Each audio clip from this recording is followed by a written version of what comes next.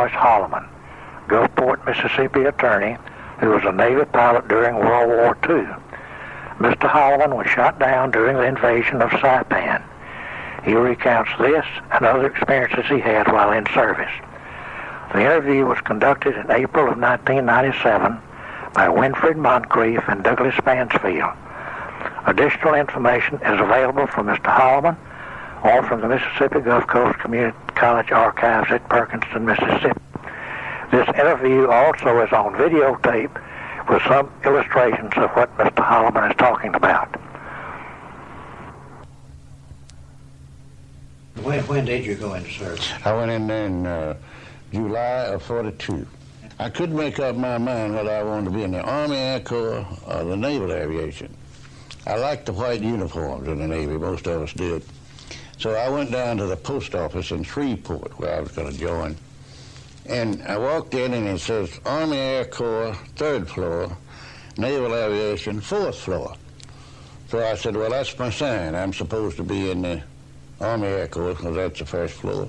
So I ignored this big poster with a white uniform of the Naval flying officer wings and got off the elevator on the 3rd floor. And I went walking down there and there was a lot of old sergeants and people there. And I said, I'd like to get some. I still had on my baggy trousers with pleats in them and keys and fraternity stuff from Ole Miss. And I said, I'd like to get some information on joining the Army Air Corps. They said, we don't have time to give out information. If you want to join, well, sit down over there. And I said, well, thank you, sir. I'm not in there yet. So I went back, got on the elevator, and I went up to the 4th floor. And I went walking down the hall, and in came this nice chief in white Navy uniform with stripes on, and I said, I'd like to get some information on joining it. Well, I come right in and have a seat. We're about to have a Coke and coffee. Would you like a Coke? I said, yes. And they had me in about 5 minutes. So that's where I got Naval Aviation. I never regretted it, but it was, if they'd been a little nicer on the 3rd floor at Shreveport, the post office, I would have been in the Army Air Corps in Europe. Where did you take your basic flight training while you were Well, at that time, you see, we went first to pre-flight. I was at the University of Georgia in the 6th Battalion over there. There were 600 cadets to a battalion. 3,600, 6th Battalion, 3,600 at one time. That constituted the regiment. And I was battalion commander of the 6th Battalion at Athens at pre-flight. And we went to school over there. We had a lot of courses. The naval aviation was pretty tough. You had to, not only that, real tough on me because I'd never played football or wrestled or boxed or anything like that. And you had to do all of that over there. They had to kill you with the physical exertion. And so we were there 6 weeks. Then we went to Millington at Memphis to learn to fly. And that was by the time the cold weather had gotten there. And we were learning to fly in the open cockpit, yellow perils. And it was some kind of cold. But I liked Memphis because I'd been at Ole Miss, and that's where Memphis is was our weekend place up there, so I felt right at home. From there I went to Pensacola, and then we made a choice after instruments and so forth as to, and I decided to go into torpedo bombers. So I went out to Bloody Baron. That's what it was known as because there were fighting torpedoes out there, out at Foley, Alabama. And when I finished there, I went to Fort Lauderdale. And I was down at Fort Lauderdale at the same time George Bush was. I didn't know him, but I was there at the same time. He was in torpedo bomber. And then we went from there to Great Lakes to check out on a carrier, and then out to the West Coast and up to Seattle where the VC-10, the squadron of which I was a member, was formed. At that time, they had the Jeep carriers, which had been made by Kaiser. And something I think Roosevelt really pushed and developed to make these Jeep carriers. So what they would do, they were made at Bremerton, Washington, as I recall. And when they laid the keel, when they started a carrier, they would start the pilots up, the fighter pilots and the torpedo bomber pilots, all the way from Lauderdale through San Diego, and they'd send them up to Seattle. And when they got enough there, they would form a squadron, you see, what they called a composite squadron, which consisted of about 16 torpedo bombers and that many fighters, an equal number of fighters, for the Jeep carrier. So while the squadron then would make up at Seattle and go to Astoria, Oregon, or somewhere else, and while that squadron was being formed into a squadron, training the carrier was being built. When the carrier was finished and came down the Columbia River and went out the mouth of the Columbia River to the Pacific, the squadron flew. And it fell on down to Alameda, and then on down to Otay Mesa, which is right on the Mexican border. In the meantime, the carrier was doing all its shakedown. Well, when they both got ready, many months later, then you got on board the carrier for the first time, and you went with the carrier, and that formed what we called a VC.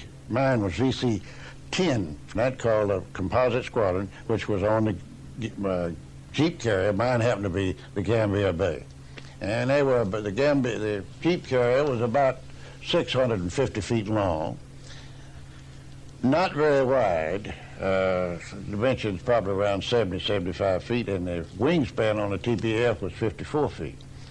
So they were close. We very seldom flew off the carrier. We were catapulted. Just didn't have enough room to fly off. We didn't fly off much, and we were always catapulted off the carrier. Is there any experience that you can recall or can relate to us about something that may have happened in training or in your primary training, or either learning to land on a carrier in a PBF? I'm sure it was probably pretty hairy, to say the least. Well, it wasn't really. The Navy started training you. I mean, it didn't seem hairy to us because we were young and full of it, you know. And the Navy had such excellent flight training. I mean, when you first started learning to fly, you learned to make a short turn to the field. You didn't, not like the Army Air Corps where they'd be 2 miles out there dragging straight in, you know. We made a short turn to the field, and we shot landings to a spot, and then we shot circle landings to a spot. We were taught to control the airplane and fly to a certain spot. Then we did landings on the field with only the landing signal officer, just like you would on board a carrier at the end of the runway. And so then when we did the checkouts up at Glenview, Illinois, on the lake, on the carrier up there, where we got our first experience. The thing about carrier landings at that time, now they have all these lights. All we had was a fellow standing there with the paddles. You're too high, you're too low, you're too slow, too fast, and a wave off. That's all we had was the paddles. But by the time you got around to landing on a carrier, with a TBF, for example, you had just been, all that training you'd had was such that you just learned to completely trust the landing signal officer, because when you come across on your landing and you turn to the carrier, you pick up the landing signal officer. Once you turn toward the carrier, you can't see the carrier. You don't ever see the carrier again. All you see is this fellow out here doing this and doing that, you see. And for next time you see the carrier is when he gives you, and you duck the nose down, and it better be there, and then you better be in the right position to catch your hook on the barrier. So the Navy training was really so good from basic training on, until by the time we got to carrier landings, we were just sort of, it looked like it was really a mystery to somebody else, but to us it was sort of matter of fact, you know. I don't mean there wasn't any danger in it, because every now and then one would go in. I remember one day one of our best pilots named Hovey Seymour was a All-American at Yale, and he came aboard off San Diego. He was coming aboard, and I was right behind him, and he although being one of the best pilots, he made an error when the landing signal officer gave him a cut. He cut his engine and looked down and didn't like what he was, but the rule was that you land. With the landing signal officer, you go on, you don't, and he poured the coal to it again, and that made the torque of that big thing just rolled over and put him in the water, and he hit his head. His air crewman got out, but he was just sitting up in the cockpit. When she went down, they didn't have all these helicopters and things in, you see, like they have now. All we had was a destroyer called a plane guard following behind, but you know, they couldn't get to you. That plane go down in a couple of minutes. You never rescued anybody like that if they didn't get out. They could rescue you if you got out in the water. So there was an element of danger to it, but I attribute the training we had with the Navy was so good until it was sort of matter of fact with us, you know, and making carrier landings. And very seldom did you have a accident as a result of carrier landing. That's the only one I could really remember, except I could remember a fellow in a fire one day in the FM, which Deloach Cope flew, coming in too hot and missing the wires all the way down there and hitting the barrier and going over. And I think he got about 3 airplanes at one. He had 11 planes to his credit. Only one of them was Japanese. The other 10 were American. I remember in his training. And that's the one Japanese he had was an old fellow flying an old valve when the planes came back into Tennesseans and Saipan, and it was just a shooting duck. And Lisher, who's a pharmacist up somewhere in Dakota or somewhere, Lisher got this old valve, which is an old slow-flying Japanese plane, and he followed him around in the traffic pattern and shot him down on final. That was on the Japanese plane. He had this great, poor fellow was just trying to land. But he had 11 planes to his credit, and 10 of them were American. And but you know, usually it was amazing. I think the Navy training was probably the best training to make a man out of you, and the best flight training in the history of the world. The flight training we had then, and probably still is great. I'm not familiar with it now, but it taught you how to fly and how to feel the airplane and be a part of the airplane, you know. And it was just great training. What about night carrier landing? Well, I never made but one. They hadn't gotten into. I made one morning before daylight because of an emergency, but I didn't have a problem with it. It's the first time I'd ever made one. And so I went on board the sister carrier. They took me on board the Kitkin Bay. And, well, I had the colored fluorescent lights, and I just came around and followed them like I would ordinarily. And it was I had an emergency on takeoff. The plane wouldn't come out of low, we'd call low gear, which is what would it mean to you. And so our carrier could not take anybody aboard when they were launching because they had all the stern was filled up with planes, so they told me to go around and come aboard the Kitkin Bay and then come back at 10 o'clock. Tell you a funny story about that if you got time for it. We had the roughest captain that anybody ever had on the squadron, a fellow named Goodwin. If he could have backed that little old carrier up in Tokyo Bay with that one gun on it, he would have done it. I think the chaps had killed a brother of his or something. So when I took off that morning, it was before daylight, as I say. I catapulted out. It would not. You had a little thing that you turned to come back in to bring your gear down like you downshift. And I brought it out. It never turned. And it never would change out of full low pitch. So I was afraid to bring it any further because it'd go in the water. I put it back in. They gave an emergency. Well, I knew the captain was going to be mad. So when I got on board the Kitkin, I had about 4 hours to wait. And although your carriers would steam alongside each other, you know, you just look out there and see it all. You never had any exchange between them because it's like being in two different worlds, you know.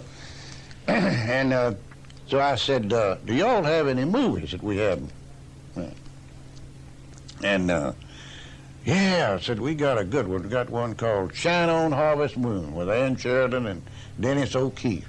I said, oh my God. I said, my captain was crazy about movies. I said, we'd looked at all hours twice on board the carrier. I said, put that in my plane. All right, we'll do that. So they loaded it in my plane. Catapult, I came around, landed on the Cambria Bay just as soon as I got forward of the barrier. Pilot of Branco Hotel 93 lay up to the bridge. I knew he was getting ready to chew me out, you know. So I went up, climbed up there. He said, what happened? And I told him what had happened. He said, why didn't you pull your lever back? I said, I had it back as far as I wanted to go with it. Captain, if it changed in, I was going into the water. So I wasn't going to pull it any further back. Well, I must be able to have it checked out. I said, by the way, Captain, I said, I brought back a new movie, Shine On Harvest Moon with Ann Sheridan and Dennis O'Keefe. Well, that's fine. Sound the movie call. So they sounded it. So everybody, the word got all around the ship. We had a new movie. So 1900 that night, 7 o'clock civilian time, we all assembled for the movie. Well, when you went to the movies on the hangar deck, and everybody sat down and you waited for the captain to come in. So in comes Goodwin, you know, with all this stuff hanging all over him like he always had. Everybody stood up and sat down. They cut the lights out. And it was Moon Over Miami or something with Roy Rogers and Dale Evans. And they started hooting and hollering. I started trying to figure out how to get out of there before I got court-martialed. They had put the wrong damn movie in there. And I never did see Shine On Harvest movie until many years later. Every time I see it, I think about how close I came to getting court-martialed. That damn fella had put the wrong movie in that airplane after all that announcement and everything. So I was back in trouble again. Oh, those are the kind of things that happened. We had fun, you know, and good memories about, you know. They covered up the loss of somebody that didn't get back that day or something. But it always, I had a lot of fun in the Navy. I bet you Deloach would tell you the same thing. We had fun, you know. We were about serious business and might not get back when we left that morning, but we had a lot of fun. Well, there was one day you didn't get back. One day I didn't get back. Yeah, we were on the... You could describe that day for us. Okay. From the time you took off from that aircraft carrier until... Well, we were at Saipan, and we were there for the invasion of Saipan. D-Day was June the 15th, 1944. And our job was to support the Marine. That's what the Jeep carrier did generally, support the Marine landing. So on D-Day, I had a very interesting assignment, which we'd have practiced across out of Hawaii. The plan was to invade at the southern part of Saipan at a place called Sharon Kanoa, where they had a big sugar mill, made 60 tons of sugar a day. The Japs did not know whether they were going to land at Sharon Kanoa or whether they were going to land at Saipan, which is the capital city on up the coast there. Tinian, the island to the south of Saipan, sort of juts out west, part of it, and the Saipan part of Saipan juts out west of the Sharon Kanoa beach. So the Navy was afraid that the Marines coming in there, that the Japs may put them under a crossfire from shore batteries on Tinian and shore batteries from Saipan, and knock them out pretty good. So they trained 4 of us, 4 TBMs. And we had carried big smoke tanks. And our job was to circle between Saipan and Tinian, and if they started shooting them, we had rehearsed this in Hawaii, we would go around to the east side of Saipan and come in right over the treetops, right across the tops of the Japs, and just before we got to the shore, we'd pull these smoke tanks and lay down great smoke screens on either side of the Marines' landing. And therefore, they couldn't see them to shoot them, you see. They'd be shooting in the blind. Well, we circled and circled and circled and circled, and fortunately, I guess we never had a call that the gun didn't materialize. A perfect ringside seat for the whole landing of Saipan. And Joe Irby here at Gulfport was in that, and D. Hamilton was in that group that went in there, and a lot of others. There were a lot of Ole Miss fellows that Deloach that I knew, like Billy Sams, who was killed at Saipan, and all those, when you could see these Marines hitting the beach, and you could see them. And they had a smoke stack there, big, tall smokestack at this sugar mill. And the orders to the big carriers who had gone in earlier were that they were not to take that smokestack out because the battleships wanted to use it as target range for where they hit the Jap. They could not figure out how the Japs were hitting these Marine Amtrak with such accuracy. It hit the beach, and boy, they just blow one apart. And suddenly, about D-Day or D1, D+1 maybe, they discovered that the Japanese, we were up there bombing the Japanese with rockets primarily. They discovered that there was a Japanese radio bunch in the top of that smokestack, just looking down on the Marines and directing the fire. When that was discovered, you see, you had these observers in these little planes that had a Marine observer flying around a little plane. He was spotting everything. When that was discovered, they said, take that smokestack out. And so the TBS went in there and just took the smokestack out. And it's kind of tedious because they kind of had to excise it. The Marines were all around, but they took it out. And they didn't have that kind of casualty after that. So I was there on D+1, D-Day, D+1, D+2 days. I went out with a flight early in the morning, and we were supporting the Marines who were trying to, you see, the fighting was so heavy. When they make an invasion like that, they have what they call the 01 line, and that's where they expect the troops to be on the first night after the landing. Well, they didn't get to the 01 line until 7 days later at Saipan. That's how tough the fighting was, and it was real tough. And the Japanese had some elevations on them. I remember on the morning of the 17th, and they were shooting, and even turned the anti-aircraft guns down and were shooting down at the Marines trying to take the hill. So we went in there with these TBFs, and we just lay those 8-inch rockets, just one right behind the other, and you could just see the Japs coming out of the trenches. I mean, you blast them out of there. And then I remember the observer said, call the TBFs off, the Marines are going in. They took the hill. I went back to the carrier, and one person had to fly again that afternoon who had flown that morning. And my job as a flight officer was to assign the flights. Well, when I went to put somebody's name up there, 2 or 3 of them moaned, you know. So I said, well, we'd flown 6 hours. So I said, I'll just go. So I wrote my name up. And we went, 3 of us were assigned on the western side of Saipan, just with 500-pound bombs for whenever the observer called us to go in and do. And he called for one TBF to go up to Saipan, that there appeared to be an ammo dump out under some trees on the eastern side of Saipan. And so I told Bucky Darling, who was a little senior to me in the flight, I'd take it, so I took off up there. And it was, we had a lot of fire at the planes on D-Day and D+1 down in the Channel, but on this particular day, I didn't see any fire. And I went around, it's a beautiful little city.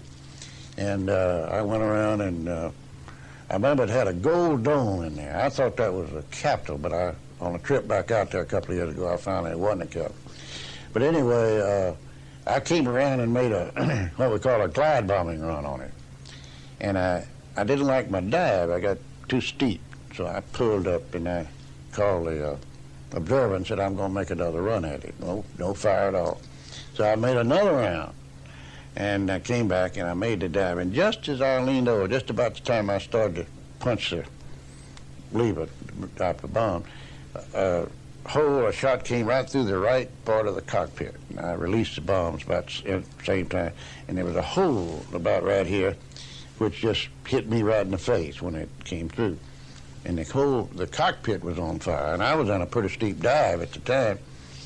So of course, my first inclination was to do what we were taught to do, was to get up and bail out, you know, because she was on fire pretty good. So I started up over the side, and then I happened to think that, you know, I was right on top of the Japs, and they were killing everybody that landed in there. So I just decided, well, I'm going to take about half this town with me. And so I reached out and got the stick. I was, by this time, pretty blind. And I began, some way, just, you know, I didn't even have my seatbelt on. I began to, it just wasn't my time when you hear this story, and it probably is. But anyway, as I got the stick, that's the reason this hand was burned so bad, because I had that stick and it was right over the fire. And I began to just sort of, felt like I was getting it straight, and all of a sudden I felt like the water was getting close, and I just leveled it like I was on a landing, put my hand up like this, and it went, and the Bombay doors opened, and it just acted like a hydraulic piston. It just stopped it, didn't even move me out of my seat. You know, you'd think it'd throw you 100 yards out there landing on the water. You can't hardly make a landing on the water with one of them full. But anyway, and there were old ships, sunken ships all around that had been sunk by the Navy. And there was a little bitty island there called Maniagasa Island. They called it Managasa, I think, out there, which was just a small island.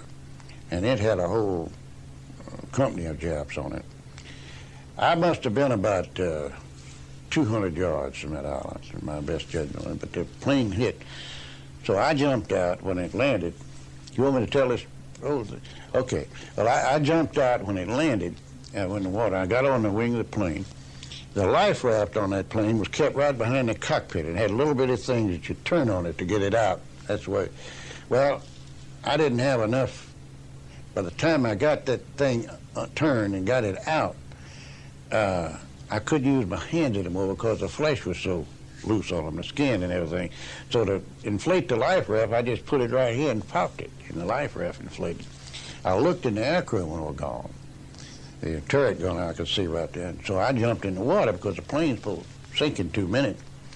And I just really thought I'd been burning until I hit that salt water. I mean, I really went to burning then. And I didn't realize I was burning that bad, except I knew I was pretty blind, and the skin was slipping all off my face. So it must have been about 3 o'clock in the afternoon, and a pretty day, and the tide was going in, and I could see that the was going to take me in. And I looked back, and the plane was just sitting there in the water, just sitting. So I didn't understand that, but I said, well, I'd rather get back up on the plane than that. So I got back up on the plane and held the life raft. And the Japs started up a boat over there. And Bucky Darling came over and kind of made a strafing run on them. Just run like he was going to strafe, and they cut out. I didn't hear it anymore. So I don't know how long I sat there on the plane. Now, you wonder why the plane was still sitting there. It later developed that the plane hit the water and went across the water and sat up on a reef. And it sat there for a week afterwards. When the tide would go out, that big TBM was sitting on top of that reef. And that's the reason it didn't sink. So I was sitting, but of course it was still in the water. I didn't know, I couldn't see a reef when I was there.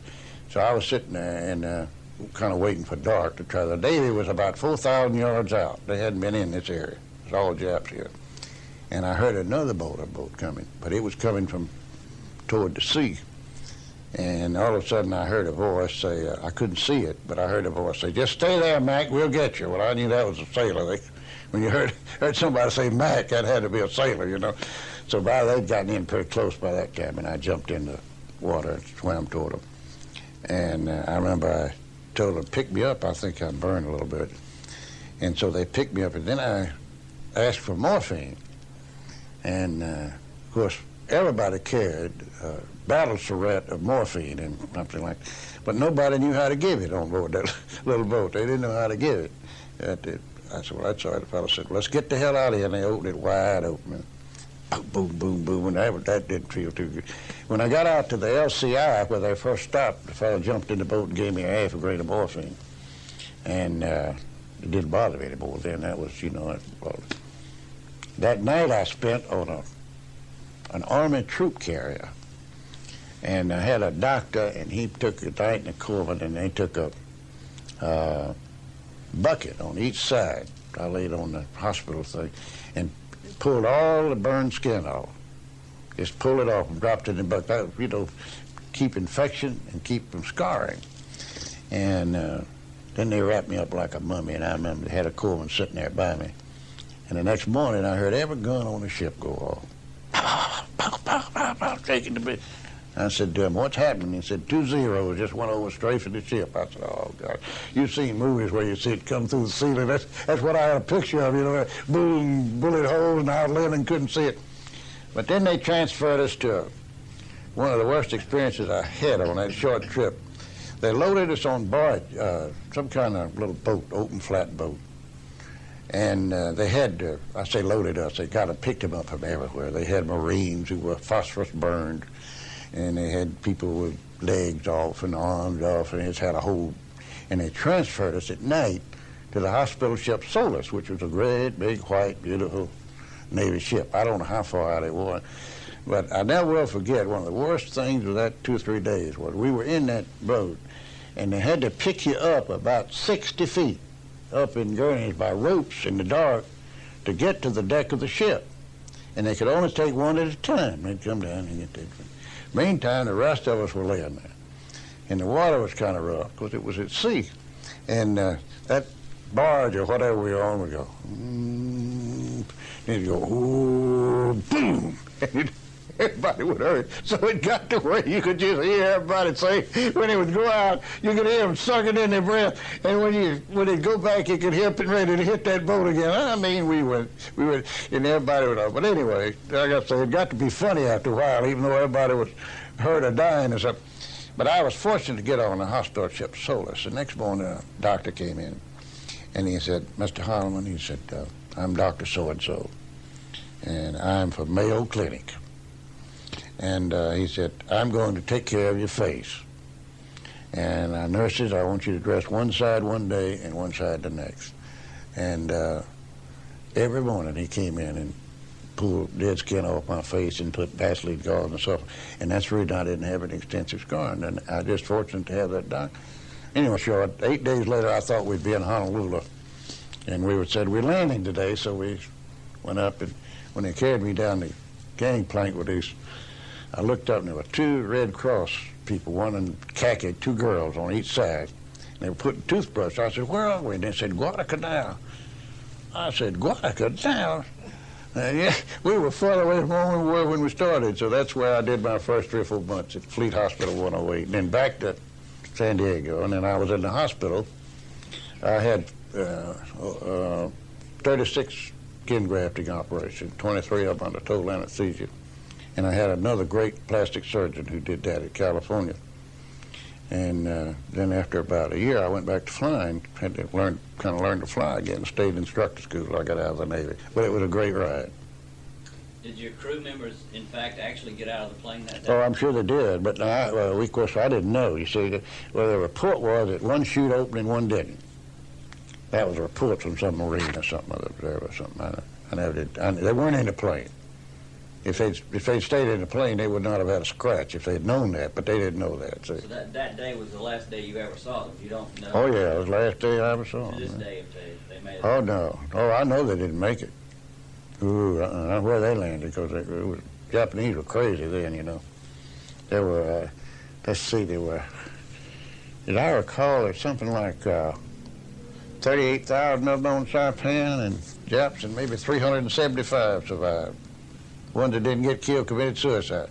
Now, you did, in fact, go back to that island and try to find the spot that you're playing. I did find it, yeah. I went out there and I found the area. I don't think we found the piece of plane, but I enjoyed my trip back. Matter of fact, I'm handling a case right now, strangely enough, for a client whose wife is from Saipan, and it involves a land transaction on the island of Saipan, and I have to communicate with a lawyer out there, but the telephone times are so different, we communicate by fax. Because, you know, if I get ready to call him now, this is middle of the night out there tomorrow. It's just a... but anyway, it's a strange thing, and to see this land description, where the land is, up near Murphy Point and all that, very interesting. How did it feel when you went back to Saipan? Well, I actually got to see what was there now as compared to what was there then, and how did it feel when you went out on the boat and you tried to find your airplane? Well, when I went back to Saipan to look at it, I had a lot of squeamish feelings about it, you know. Saipan now is a great vacation spot, has a lot of big hotels there. I think our hotel was $225 a day right there, right over the area where I was shot at. And when I first looked out there at that spot where I had hit 50 years before that, I had some strong feelings about it, and you know, I never thought I'd see it again. So but I would ride out over that spot right where they are, and you know, wonder what happened to Red and Jack and those fellas, and so I had some certain feelings, and yet I enjoyed it, seeing it too again. You know, it's a beautiful island. The piece of the plane you recovered, you don't think it was your aircraft? I doubt it. It's in the area, but I doubt if it is. It would take a metallurgist like to search for the Meteor Earhart's plane to tell, but the old chief that I showed it to from our squadron didn't think so. But I don't know, you know, I don't know. Anyway, it came from that spot, so it came. My son brought it up scuba diving with a Japanese diver, so that much I know, near the spot anyway. Some airplane went down there. After the war, you continued to fly. Yeah, I did. I went back to Mare Island, and to Corpus Christi. They sent me to Corpus Christi, and I stayed in instructor school until May of '46, and then I retired out of the Navy then at that time. Right. But I went back to BA first, liberal arts. I finished liberal arts at Ole Miss in '47, and then I ran for the legislature in '47, got elected to the legislature, and then I was in the legislature in Ole Miss Law School at the same time, and I finished law school in 1950. I stayed in the legislature until '53. Governor White appointed me district attorney, and I was elected 5 times after that. I spent 19 years there. Were you known as the flying district attorney? Yeah, I used to write articles about that. I used to fly from Wiggins to Pascagoula, Wiggins to Bay St. Louis. If you could relate to us the story about somebody that burned your plane. No, they didn't burn it, they blew it up. Blew it up. Yeah, they planted 7 sticks of dynamite, the FBI said, equivalent of 7 sticks of dynamite, in under the seats of the plane. It was sitting in a little T-hanger up at Wiggins, and I guess it was supposed to go off with movement. But somehow a thunderstorm hit in there about 2 o'clock in the morning and shook it up some way, and it went off and exploded. Tremendous explosion. And we made every effort in the world to find out who did that, but we never could pin it. I've been told in recent days by some of the FBI people in recent investigations that they found out who did it, but I always had a pretty good idea, but we never could. I mean, you know, when you blow up the DA's airplane, you know, that's something they all hush up about, you know. I've had people that I'd ask questions about it in the underworld or something and say, they'd never lied to me about that thing, but they'd look at me and say, now, Mr. Boyce, you don't want me to answer that. I can't talk about that, 'cause, you know, they get them, so. Luckily, there wasn't anybody hurt. It's a nice airplane, though. Do you still fly? No, I don't fly. I don't keep my license current. I fly, but you don't fly co-pilot if I go on a chart or something. But, you know, you got to stay with it and stay with the instruments to make flying. And so I flew a long time and owned several airplanes after the war. And enjoyed flying, flew to the ball game and everything else. But I haven't flown in years now, you know. That's for the younger people now.